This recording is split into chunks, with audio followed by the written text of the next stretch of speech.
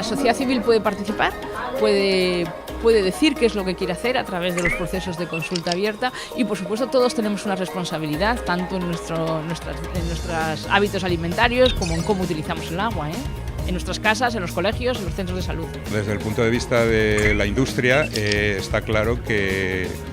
el compromiso debe ser total, tanto en el consumo de agua, puesto que no se trata simplemente de una cuestión económica, sino que la industria debe estar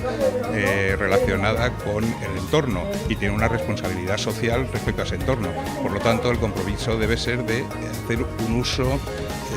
razonable y sostenible de ese agua, tanto en el consumo como después en los vertidos o en el tratamiento de ese agua que ya no se utiliza.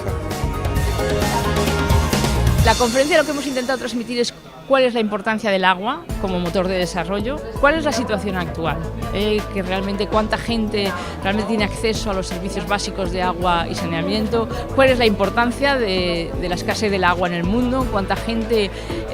no tiene agua porque realmente hay un problema de escasez física, cuánta gente no tiene agua porque hay un problema de escasez económica. Y luego también he querido transmitir qué es lo que estamos haciendo a nivel global, todas las naciones, todos los ciudadanos del mundo, para definir lo que va a ser la agenda post-2015.